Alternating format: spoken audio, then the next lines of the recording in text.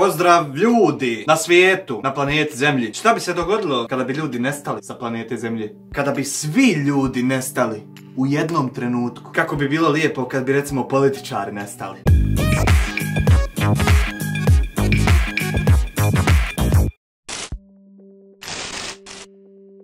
Zamisli kad bi sa Zemlje nestali ovi što govore da je Zemlja ravna ploča. Ili da recimo nestanu ovi što su protiv vakcine. Ili da nestanu krmad. Ili da recimo nestanu oni što misle da je Zemlja stara 6000 godina. Ne znam, meni oni svi podjednako glupi. Ljudi naseljavaju Zemlju već nekoliko miliona godina. Naseljavaju, jel?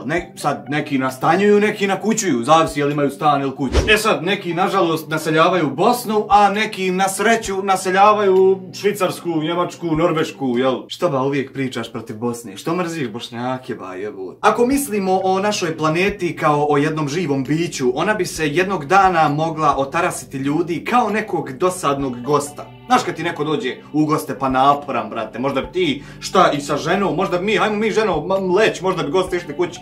Ne, sjedi ljudi da ba jebe se njemu. Ovdje na ovom bošnjačko izdajničkom YouTube kanalu nećemo govoriti kada, kako i zašto će se to dogoditi. To već piše na jednom mjestu. Nego ćemo govoriti šta bi se desilo kada bi u jednom trenutku svi ljudi sa planete nestali. Taba ti pričaš, ne bi se imalo šta dogoditi, jer ne bi se imalo kome dogoditi, znači ne bi imalo ljudi zbog koji bi se i kome bi se događalo, znači ne bi se imalo kome šta događati, jel tako? Nije tako. Prvo, ne bi imao više ko glasat na izborima, šalim se. Nekoliko sati nakon što bi ljudi nestali sa planete Zemlje, nastao bi mrak. Struja bi nestala bukvalno nakon nekoliko sati u cijelom svijetu. To automatski znači da više nikom ne bi dolazili računi za struju. Ne bi ni struja mogla poskupljivati. Što znači da bi elektrodistribucija propala. Što je na kraju krajeva odlično. Bez ljudi elektrane ne bi mogle pretvarati fosilna goriva u energiju koja proizvodi struju. Jebe se tebi za to, ale...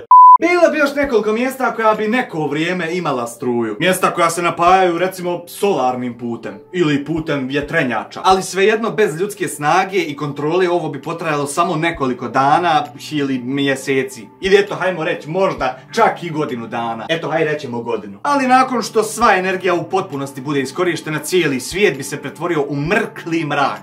Ko kad akšam suči. Isto kaj, pa djecu kaj nemojte napolju biti posle akšama, mrak, fino nalati, imaju šeitani napolju, morate naograjsat. Poz jut, vrije, mus, fot, vici, pič, tap. Posle nekoliko dana, svi trotoari bi zarasli u travi. Zašto? Zato što ovi iz komunalnog ne radi ništa, mada to ništa nije novo. Ja neki dan hodam trotoarom, vidim obrasla trava, pol metra narasla. Men došlo čeče da ja odbim kosu da ono pokosim. Ja lično. Ulice bi u potpunosti bile preplavljene vodom. Zašto? Pa zato što uređaj za prečišćavanje otpadnih voda također trebaju energiju za rad. Konju. Usput, kad te ja nazovem konjem, jel ja vrijeđam tebe ili konja? Bez energije i dovoljnih određenih resursa, otpadne vode bi preplavile ulice gradova. Imajmo na umu da su ovo otpadne vode koje su otrovne i koje mogu dovesti do još većih katastrofa. Ako dođu recimo u dodir sa životinjama, mogu početi trovat životinje. Otpadne vode, otrovne.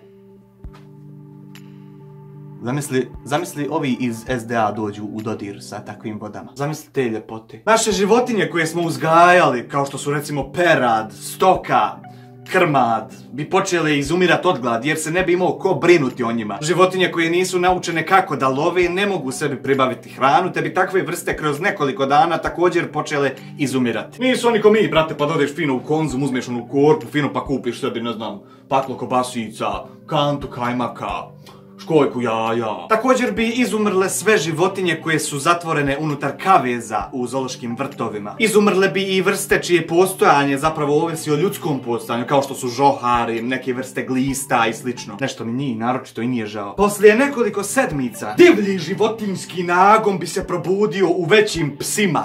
Znači džukele bi podivljale ko krmad. I oni bi formirali čopore koji bi lovili manje životinje za svrhe preživljavanja. Znači ušlo bi par džukela u partijsku koaliciju i deri, brate. Divlji životinjski život neko vrijeme počeo bi ovisiti o domaćim životinjama koje su zapravo u takvom vremenu veliki resurs hrane za preživljavanje divljače. Životinjski predatori bi zavladali planetom.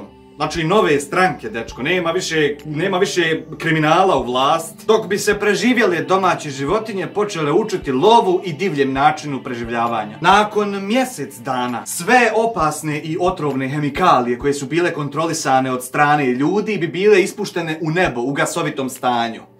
Znači, nuklearne elektrane bi počele ispuhivati u nebo. Stručnjaci ovaj mogući fenomen nazivaju nuklearna hemijska zima ispuhivanja. Isparavajuće otrovne hemikalije bi zauzele zemljinu atmosferu i kontaminirale kisik koji trenutno udišu sva živa bića na ovoj planeti. Najvažnije elektrane su nuklearne elektrane, ali zbog nedostatka energije ove elektrane bi prestajale sa radom, što bi dovodilo do masovnih eksplozija. I zbog nedostatka energije i prestanka rada, hladni bazeni koji kontrolišu nuklearne supstance bi prestali sa radom, počeli eksplodirati od prevelikog pritiska. Šta priča ova? Nakon masovnih nuklearnih eksplozija stvorila bi se radijacija koja bi trajala hiljadama godina. Takozvana SDA radijacija. Poslije godinu dana.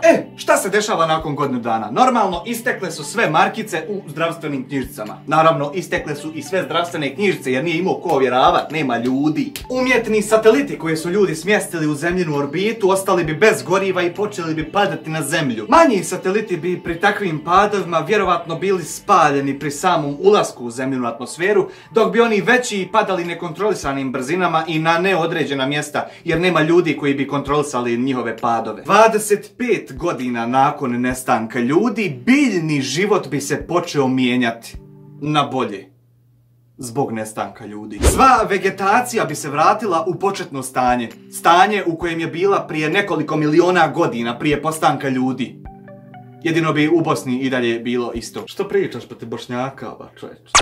Životinje iz Njemačke bi vjerovatno životinjama u Bosni slale pakete trave, čajova i tako dalje. Biljke i trava prekrile bi sve ulice kao i zgrade, a vremenom i sve ostale velike objekte u cijelom svijetu. Kod nas na Balkanu bi se vjerovatno sva ta trava osušila pa bi se tražili travarski investitori, znaš, iz Turske, iz Emirata, kontaš. Vjerovatno bi dolazile kamile iz Saudijske Arabije i kupovale drveće od ovaca iz Sarajeva. Kuće i zgrade započele bi proces kolapsa zbog nedostatka održavanja i zbog istrajnosti materijala od kojeg su napravljene. Tu bi sad imali jedan, recimo, problem kad bi htjeli obnavljati ponovo grad. Gdje ćeš izvat papire?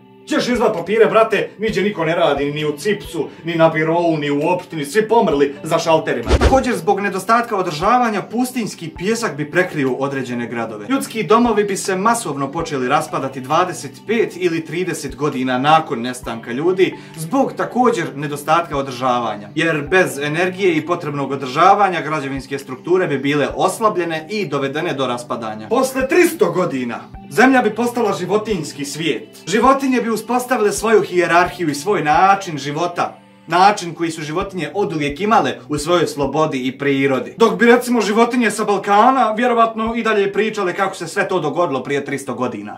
Bez ljudskog nasilja i sebične dobiti, životinje koje smo nekada zarobljavali bi proživjele ruralnu dominaciju. 10.000 godina nakon nestanka ljudi, neboderi i metalne građevinske konstrukcije bi se također počele raspadati zbog korozije metala. Eiffelov toranj, kip slobode, željezni mostovi i sve druge metalne konstrukcije bile bi raspadnute i uništene. Građevine kao što su Kineski zid ili piramida u Gizi bi bile također srušene do tog vremena, ali bi i dalje bile tu, na podu, u ruševinama, da služe kao dokaz ljudskog postojanja. Svijet bi bio samo gomila ruševina i ostatka jučerašnjeg ljudskog života. 50 miliona godina nakon nestanka ljudi, kontaminacija zemljine atmosfere napokon je okončana.